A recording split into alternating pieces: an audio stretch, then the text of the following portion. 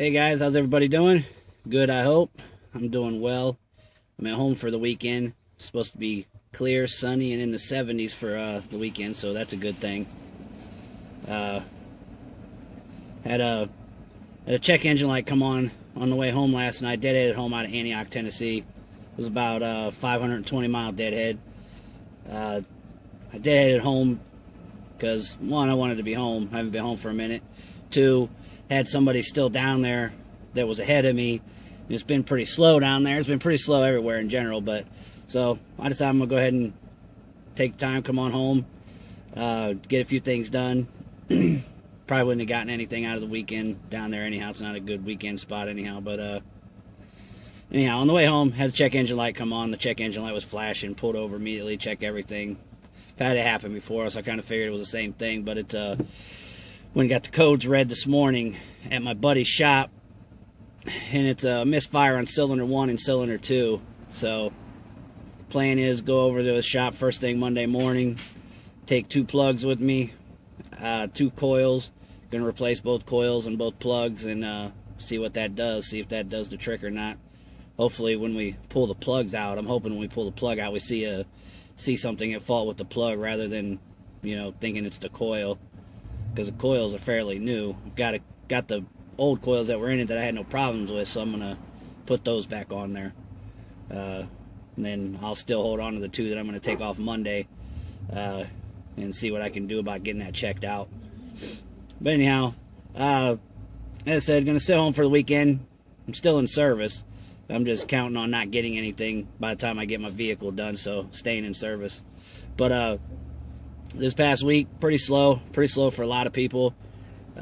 Started off the week, I had a run from Morganton, North Carolina to Avenel, New Jersey. It's about 600 some odd miles. Deadheaded out of Avenel, headed towards York, PA. On my way to York, PA, they ended up getting me a load out of Middletown, PA, going to Loxley, Alabama, which is down near Mobile. Delivered down there, sat down there for the day, got some rest and everything, and then took off back up all the way to Nashville. I don't really like Birmingham. I don't like Montgomery. I mean, there's freight there, but I don't like it. Just don't like the area. So, ain't been in Nashville in a while. I like the area up there, so I went up there.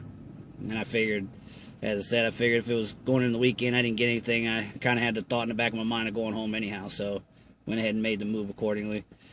So yeah, I ended up with about 1,700 miles for the week, which isn't, I mean, it's not horrible, but it's not, you know, it's not really good. It's enough to pay the bills, so that's, you know, that's what matters right now.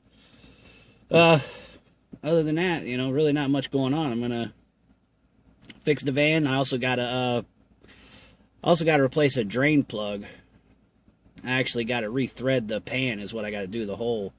Over the winters, I don't do my oil changes myself and take them to Walmart or wherever, Valvoline, wherever, mostly Walmart. But when I started doing my oil change, a couple oil changes ago, my drain plug, top part of the drain plug was stripped out. The threads were stripped out on it. So, and I was putting it in, you know, changing my oil, putting the drain plug back in. It kept backing out when I started to get it snug. So I looked at it, and that's when I seen that the threads were stripped on it. And I had the backup drain plug, fortunately, so got that one, put that in, and it snugged up the first time.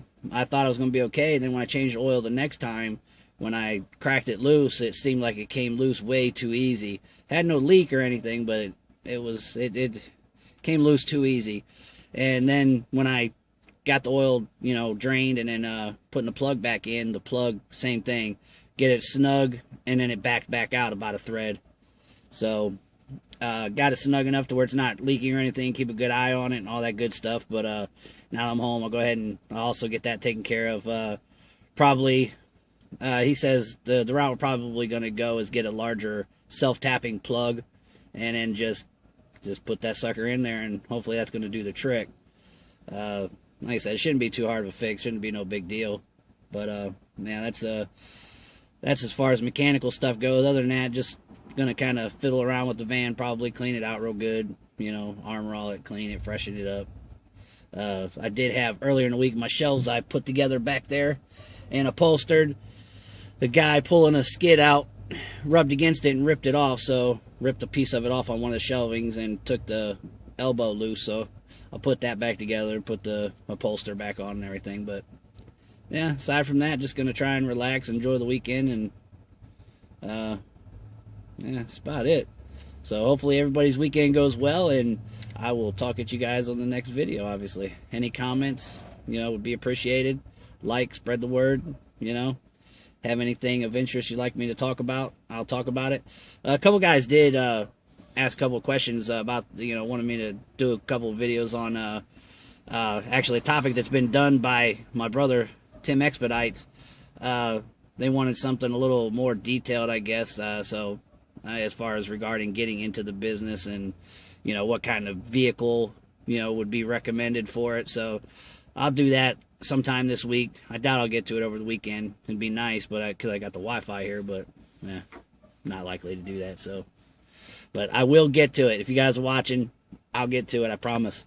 Until then, as I said, everybody be good, be safe.